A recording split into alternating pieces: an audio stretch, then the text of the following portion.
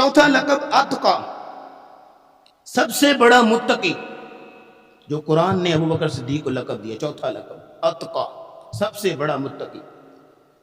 سورۃ اللیل کی آیت نمبر 17 سے لے کر یعنی 17 سے لے کے 21 تک، یہ 5 آیتیں، یہ پانچوں کی پانچوں آیتیں حضرت ابو بکر صدیق رضی اللہ عنہ کے بارے میں نازل ہوئی۔ یہ پانچوں آیتیں کون کون سی؟ وَسَيُجَنَّبُهَا الْأَتْقَى الَّذِي يُؤْتِي مَالَهُ يَتَزَكَّى وَمَا لِأَحَدٍ عِندَهُ مِن نِّعْمَةٍ تُجْزَى إِلَّا ابْتِغَاءَ وَجْهِ رَبِّهِ الْأَعْلَى وَلَسَوْفَ يَرْضَى۔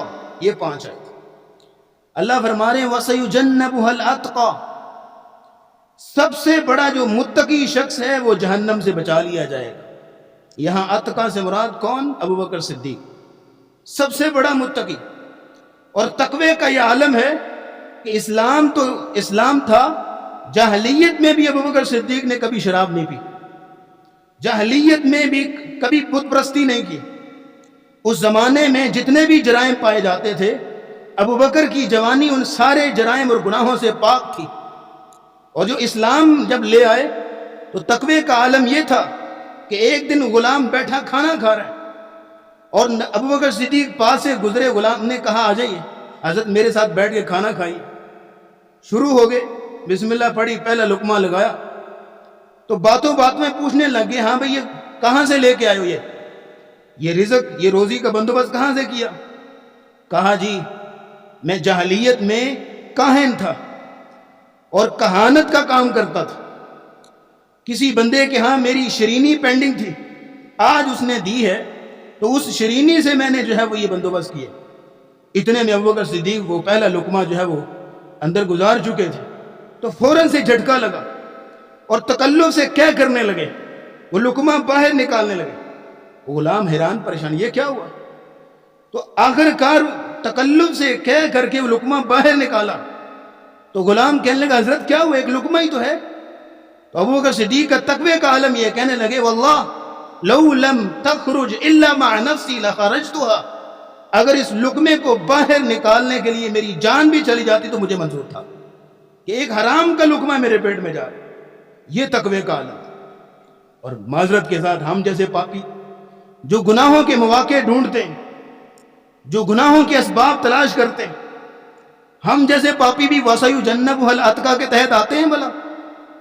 جو ارادتاً گناہ کرتے ہیں، جو قصداً گناہ کرتے ہیں، جان بوجھ کے گناہ کرتے ہیں اور مواقع ڈھونڈتے ہیں گناہ کرنے، ہم جیسے بھی آتے ہیں اس کے تحت نہیں۔ ابو بکر صدیق وَسَيُجَنَّبُهَا الْأَتْقَى، یہ سب سے بڑا متقی شخص۔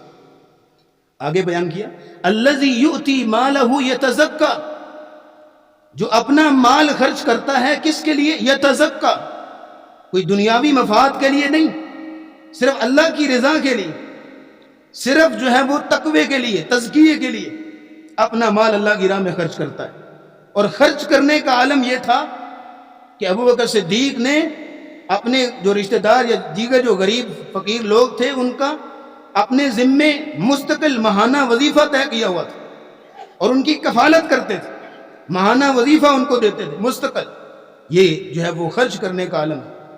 اور ہر محاذ پہ اپنی تمام جمع پونجی رسول اللہ کی خدمت میں لا کے پیش کر دیتے۔ غزوہ تبوک کے موقع پر اپنے گھر میں ایک ایک چیز کو دیکھا، دیواروں پہ ہاتھ لگایا، کوئی سوئی تو نہیں، ہر چیز جو لا کے رسول اللہ کے قدموں میں ڈال دی۔ عمر رضی اللہ تعالیٰ عنہ اس دن انہوں نے طے کیا کہ میں آدھا مال اللہ کی راہ میں خرچ کروں، آج میں ابو بکر سے آگے نکلنا چاہتا ہوں۔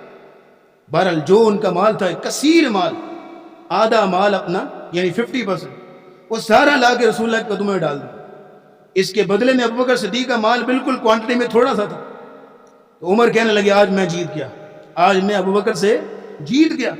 لیکن رسول اللہ کی مجلس میں پہنچے تو رسول اللہ نے سوال الٹا کر دیا، کیا لے کے آئے ہو؟ یہ نہیں، گھر میں کیا چھوڑ کے آئے؟ تو ابو بکر عمر کہنے لگے یا رسول اللہ آدھا مال گھر چھوڑا ہوں، آدھا لے آئے۔ ابو بکر تم کیا چھوڑ کے آئے؟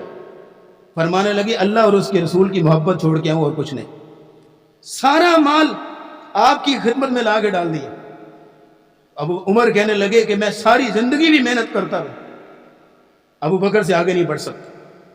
پروانے کو چراغ، بلبل کو پھول، بس صدیق کے لیے خدا کا رسول بس. گھر میں صرف اللہ رسول کی محبت چھوڑ کے آئے.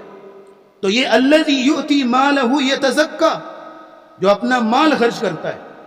وما لأحد عنده من نعمت تجزا، یہ اتنا خرچ کرنا کسی کا احسان چکانا نہیں ہے، کسی کے کوئی مفاد نہیں ہے اس کو.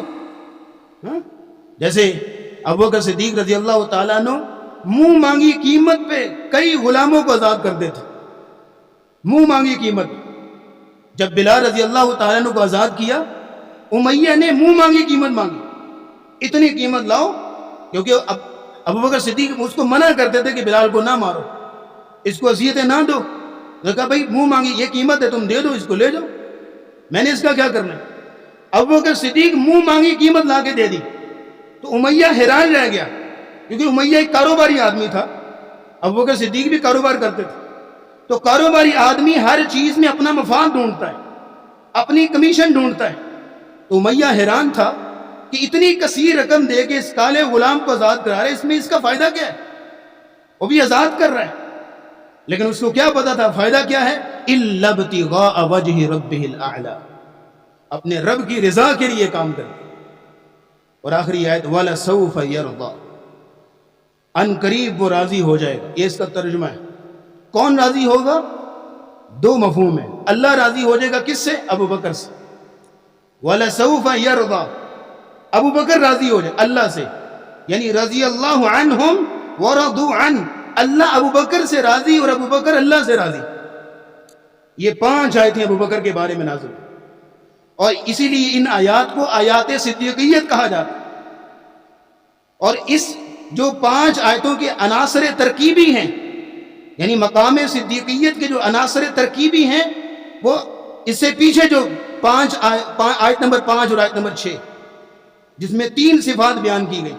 فَأَمَّا مَنْ أَعْطَى وَاتَّقَى وَصَدَّقَ بِالْحُسْنَى، یہ 3 اوصاف جس بندے میں جمع ہو جائیں وہ صدیق ہے.